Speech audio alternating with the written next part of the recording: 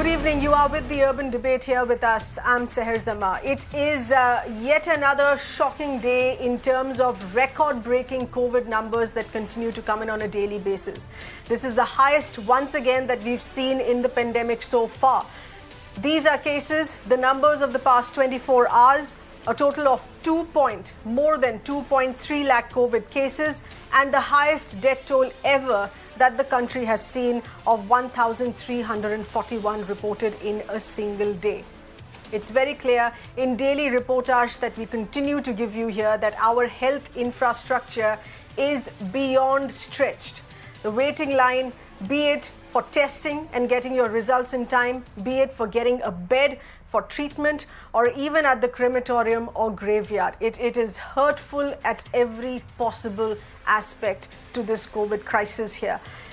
While we on our part are staying indoors, we are being restricted in our movements to break the chain as responsible citizens here. What we see as a direct contrast are election rallies, campaigning in massive numbers that continues in West Bengal. We see religious gatherings that continue here as well. Case in specific here being the Kumbh Mela, which has already recorded more than 1,700 cases here. While there has been some talk of now putting a stop to it and continuing with the Kumbh only as a symbolic Mela, yet to be seen on ground on how these measures are going to work, even in terms of the Election Commission adding additional curbs, newer curbs which are just announced. The larger sense here being in the midst of massive grief, in the midst of massive personal loss, these are measures that are too little, too late. The second wave is already out of hand. We should have taken decisions well in advance here on what we had in control. Could there be a postponement to any of these gatherings? Could there be a truncated number of footfall to any of these gatherings? We're going to be discussing all of this more in detail on what are the options that we had in the right time that we didn't exercise at least 2 weeks ago or even a month ago when the rise of the second wave was being calculated and noted by our health ministry. I'm going to throw this open here to our panelists with us tonight. We have Mr. Gopal Krishna Agarwal, who's the national spokesperson of the BJP, Dr. Abhay Shukla, who's the national co-convener of the Jan Swasthya Abhiyan, and also Mr. O.P. Rawat, who's the former chief election commissioner. But first, let's go across here to Mr. Gopal Krishna Agarwal. Mr. Agarwal, we've heard this appeal that came in from the Prime Minister today. Okay, we're going to be going across to him in just a bit here. But let's in fact get in a word here from Mr. O.P. Rawat. This is with respect to ongoing elections and efforts that were made by certain political parties in asking to wrap them up to wrap up the remaining phases in one single phase. Instead, the Election Commission, as a face-saving measure, announces newer curbs. Mr. O.P. Rawat, do you get the sense that this is too little too late? It's impossible to have election campaigning, election road shows in limited numbers or numbers that could indicate that you're respecting the COVID protocol. I don't agree with that. In fact, the fear psychosis created by the numbers is not directly related to the poll-going states like West Bengal or Tamil Nadu or Kerala. It's very clear that Maharashtra, UP, and other states top the chart. Second thing is Election Commission has taken a very good call. Now only 3 phases of poll is left and campaigning has been restricted to only 2 days effectively because they have reduced the campaign period by enhancing the silence period. Earlier, it used to be 48 hours. Now it is 72 hours. So from today, only 18th and 19th, there will be campaigning possible. 19th, 5 o'clock, campaigning will stop. And then there cannot be any campaigning till the last phase on 29th of April because the gap between the 2 phases is just 72 hours only. But Mr. Rawat, I apologize for the interruption, but we're still having gatherings, even in that window of time, even if the silent period has been increased, even in that window of time when campaigning is done, it's very difficult to maintain COVID protocol. And when you say that it is not directly, the campaigning, electioneering process is not connected to the rise in numbers, Bengal has seen the fastest doubling up of cases in just the past 1 week. The same happened with Tamil Nadu. The day that they wrapped up their polls on the 6th of April, 2 days later, they came up with newer restrictions, newer curfew measures, newer guidelines because the numbers had gone up. You're right there, but even then, numbers are not alarming in Tamil Nadu, Kerala, or West Bengal. Like Tamil Nadu is reporting only 8,500 cases, whereas Maharashtra 65,000 cases where there is no poll. And another thing, for local gatherings of more than 5 people or 6 people, local administration can take a call. They can always say that now onwards in West Bengal, wherever the polls are taking place, or even otherwise, there will not be any gathering of more than 4 or 5 people. That can be done by them.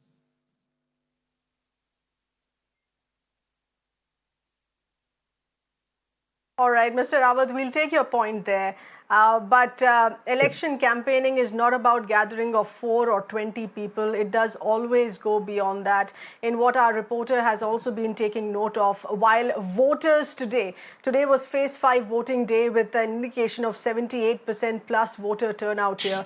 Voters today were mindful of COVID behavior, but rallies that were seen today in other parts of Bengal for the upcoming 6th and 7th and 8th phase, it was impossible to control the crowds. Even if there was social distancing maintained, you cannot control it in other meetings, you can't control it in road shows. It's just not possible, which is why the question being asked on what could have been the option to avoid this. Mr. Gopal Krishna Agarwal, this is pertaining to the other aspect of gatherings that are being seen, and without wanting to hurt any religious sentiments here, now that there's an appeal that has come in from the Prime Minister as far as making Kumbh symbolic. The biggest of the Shahi Snans have happened. Most of the akhadas have participated. A few are still left. But now to turn it as a symbolic Kumbh Mela. In your understanding, what does this effectively mean? How does this translate on ground? The Kumbh is symbolic today. What does it mean? Lesser people will come in, or just representatives would come in? I think when I went before the Kumbh to the Haridwar and Rishikesh, that time there was a big discussion that this Kumbh, only people with negative RT-PCR report will be allowed to come to Kumbh. Second thing was that the government wanted it that only the sadhu sant only can come in this Kumbh, and that according to that the decisions were taken and announced. But then the people did not listen to it, and therefore this surge we see, and the protocol which was implemented and declared by the government of Uttarakhand could not be implemented on the ground because of various other risk of stampede and other rush of the people. Therefore, now the Prime Minister has said, and even some akhadas have also agreed, and I today talked to the AIMS doctor in Rishikesh also. There also they are saying that now it can, the only thing is that strong protocols for COVID have to be implemented. So I think now Kumbh should be discontinued because only saints and people like those who are stationed in Haridwar only, they should stay, others should go back, because this kind of conglomeration. Right, but Mr. Agarwal, the question here being that it seems that there is a provision to have it symbolic. So why wasn't this provision exercised at the start of it? At the start of the month, 1st of April is when we were already well within our second wave. Why didn't we exercise that option then? Before we have reported close to 2,000 positive, before we have reported close to 200 sadhus testing positive now. No, there is no such provision as symbolic Kumbh. This is what Prime Minister has said, requested people that already 2 snans have been completed. There are 6-7 Shahi snans in the Kumbh, and therefore people should voluntarily now go back. There is no symbolic Kumbh as such. Prime Minister said that generally in this crisis you should avoid and not go into that Kumbh. It has to be a voluntarily desisting from the Kumbh. That is what the Prime Minister has requested. ultimately the faith in itself does not supersede the lives of the people. Because yesterday also we have been talking to some of the saints also.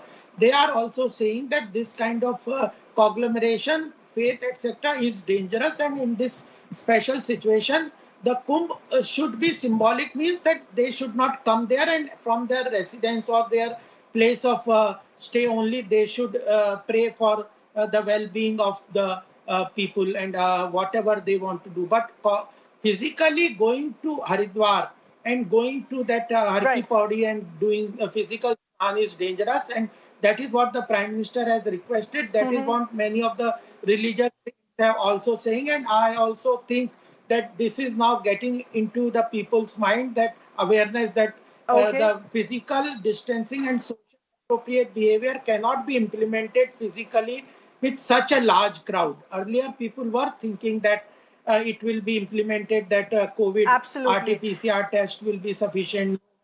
So that is now current understanding the current situation. Yes, People should Mr. basis. Agarwal, but I also we've lived it through the year, and we know occasions where large gatherings can become super spreaders here. Dr. Abhay Shukla with us, who's the national co-convener of the Jan Swasthya Abhiyan. Dr. Shukla, in both of these in both aspects of these events, be it election campaigning, be it religious gatherings here, why does it surprise us that cases are peaking amidst these gatherings? Cases are now beginning to double up in the state of Bengal. Why does it surprise us today, after 1 year, that areas where COVID appropriate behavior cannot be maintained should be avoided, but once these events and gatherings have taken place, the numbers will rise? Yeah, so as a public health specialist, I am really surprised why such decisions are being taken at such a late stage. It's almost as if we have learned nothing from 1 year of the COVID epidemic and the entire first wave. I mean, we knew very well that super spreader events are taking place. We knew that the second wave is underway. We have seen what happened in the first wave across the country. And we also know that the lockdown was not voluntary. The lockdown was compulsory. And the same should have been done in the case of the Kumbh Mela. Much before, now saying after the horse has bolted from the stable, when 31 lakh people on one day are participating in a Shahi Snan, and then to say, after a fortnight that, okay, now people can voluntarily go back home. This is actually, if it is not ignorance, then it is something worse. I would like to say, sincerely from a public health point of view. This should not have been allowed on this scale in the first place. This idea of a symbolic Kumbh is a good idea. It should have been done right in the beginning. Why have we waited for 31 lakh people to gather on one day? And it's obvious that in this kind of situation, it is practically impossible to ensure COVID appropriate behavior. It's just not possible. And I also find a double standard here. Before the COVID epidemic actually had started, there was a religious congregation in Delhi, which is known as the Tablighi Jamaat event, where 3,500 people had gathered. And rightly, that was criticized. And now we have 31 lakh people gathering, and we are not preventing it. Is there a double standard here? Are we, is politics and religion above public health? This is my question, very sincerely. I think that we need to take a hard look. Right. 1,700 people have been affected in Absolutely. the Kumbh Mela itself. A senior religious leader, Sant Mahamandaleshwar Kapil Dev, he has died because of COVID in the Kumbh Mela. Haridwar is seeing a peak, spiking of cases. He's passed Uttar away. Pradesh That's has right. 20. Yes, Dr. Uttar Pradesh has Shukla, 27,000. appreciate you expressing with such eloquence here, because these are hard questions. These are tough questions here on how politics or religious gatherings have become a trumping over the biggest concern regarding COVID-19. Mr. O.P. Rawat, this is, of course, taking in from what Dr. Shukla just said. On whatever measures we take today is too little too late. Wanting to understand on what we were able to do constitutionally, what we had at hand to postpone elections. Is there a provision to delay elections by a month or so in cases of emergency? Because the reason why I'm asking this, the time when the Election Commission announced the election dates was corresponding with the same time that the health ministry was telling us that they are noticing a climb and this is the start of a second wave. And yet we went ahead with those dates. Why couldn't it be postponed? There are two things. One is past year of pandemic, so many elections worldwide. And a lot of studies were made, including that Bihar. Absolutely no change in corona outcome there because of election rallies, because of polling, because of all those activities. And therefore, Election Commission was of the view that we can go ahead with this. Okay, Second but thing, Mr. Rawat, is there a provision? No, but is there a provision? Is there a provision to delay elections by a month or so? There is a provision. We could have had elections next month and not through the second wave, not through the peak of the second wave. But this would have been politicized because there would have been need for precedence rule in West Bengal. So politics will come into play. Why should it be done? When total evidence is not in front of you to postpone, why should you do it? And then just 2 days campaigning is left now, nothing else. And polling has never caused this kind of problem.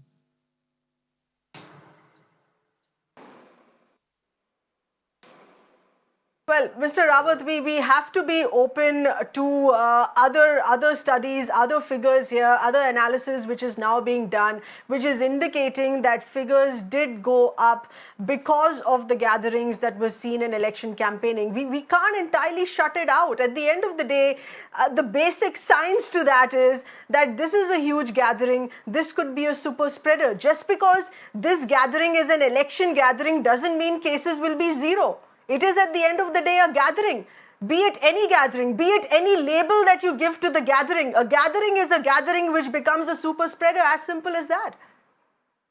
But you have to have empirical evidence. Can I say something? Incidentally, empirical evidence is required. Yes, please go ahead. Can I yes, please add your point. Can I say? Dr. Shukla, please go ahead. Yeah. What I'm saying is that we are seeing now a rise in cases in Tamil Nadu. And COVID has an incubation period. So if the aggregation takes place today, the cases will not increase tomorrow. They will take 10 to 15 days for those cases to be reflected. So, and we have to be extra cautious because we know that now variants have emerged. Double mutant variant has emerged in India, which has a higher level of transmissibility. And we have to be extra precautious, so we cannot say that this is absolutely safe, allowing such large congregations. In Maharashtra, as you know, that right now Section 144 has been imposed across the state. Can I say? Can I say something? Absolutely. Mr. Gopal Agarwal, you wanted to step in at this time here as well. Yes, please add your point. My important point here for your audience is that the whether to hold the Kumbh or not is a state decision. We have to understand that in the federal structure, who will take what decision, how the states will hold elections. It is the election commission which can decide. BJP had said that whatever guideline protocol election commission says, we are ready to adhere to that. And in UP, if you see, we are living in Noida. UP, our party has decided that we will not campaign in that way about the panchayat elections, etc. from the central leadership. So the parties in the state level have to take a decision and call what will they do and how they will implement the things about what Mr. Rawat also has said. Second thing is what Mr. Shukla is saying that the no, but Mr. Agarwal, if a situation is in a crisis mode, if the state government continues to maintain that this will not be a super spreader, we do expect an intervention by the center. Intervention by the Prime Minister has come in only today. But that intervention is just a guideline and the advisory. You cannot interfere into the state and then center cannot decide that no Kumbh will be implemented in the Uttarakhand or this election center. The government does not have say that this election after the decision of the election commission we will not hold the election. We have to understand a federal all right, Dr. structure. Shukla, please respond to that. if anything's going out of hand, if anything's entering a crisis here, blame it on the state government. The central government can't do much. See, I would not like to get into a political debate, but I would like to make a legal point here. The Epidemic Diseases Act is a national act. The Epidemic Diseases Act empowers the central government to step in cases of public health emergencies. The Epidemic Diseases Act was used by the central government on 24th of March 2020 to impose a national lockdown at the notice of 4 hours. The central government has acted in the past and it continues to act, and rightly so, to control epidemics. It has the legal powers to do that. So there is no reason why the state government of Uttarakhand could not have been clearly told by the central government that this is a likely super spreader event. Why the state government will not act outside? Why you expect everything to be done by the center? Center has done its part. It is providing remdesivir. It is providing the health infrastructure, vaccine initiative. But Mr. Agarwal, this is the politics that should be avoided, Mr. Agarwal. The center and state blame. Mr. Agarwal, let me put it across rather bluntly. If you want to take the stand of a center blaming the state or the state blaming the center, Mr. Agarwal, at the end of the day, we are losing lives every day. At the end of the day, crematoriums are burning non-stop. At the end of the day, burial grounds are filling up with no space left, while you can continue with your blame game there. To what avail? Yeah, I'm agreeing. Therefore, Prime Minister also has advised. But what I'm telling you is the roles have to be clearly demarcated. Otherwise, this kind of panic will not be, this kind of epidemic cannot be controlled. Suppose when the vaccination, Prime Minister was saying everybody to take vaccination, certain political parties were saying, no, we will not take the vaccination. Vaccination is not required. Then the kind of why there is an epicenter in Maharashtra and why the epicenter in Delhi, what they were doing, Chhattisgarh, the remdesivir is being black marketed. The government does not know that. What this thing, you have to take responsibility at the state level. Because why can't you say that this... Yes, okay. So the state government takes responsibility as much as the central government. Let's leave it at that. Let's leave the political blame game on that. The state government takes responsibility as much as the central government. A very, very valid point there coming in from Dr. Shukla here, that we are still under the Epidemics Act. We are still reeling under the pandemic here, and it is well within the hands of the central government to step in when things are beginning or things are already gotten out of control. Mr. O.P. Rawat, talking about the electioneering process here, now when there is talk of limiting rallies, now when there is talk of increasing silence period, how much do you think is that going to be effective on ground? We have had a heavy rush of campaigning today as well by the top leadership of both the BJP and the TMC, of what we've seen today for the further future phases of phase 6, 7 and 8. There hasn't been much of a COVID appropriate behavior that has drastically changed. So you have the Election Commission in a bare face saving measure announcing newer curbs which don't show on ground. For all three phases, now only 2 days of campaigning left, that is 18th and 19th of April, and that too between 10 a.m. to 7 p.m. Only that much. And I think that should be very easy, where COVID protocol can be enforced very effectively by the local administration and forces. And I don't think there will be any problem in next 2 days.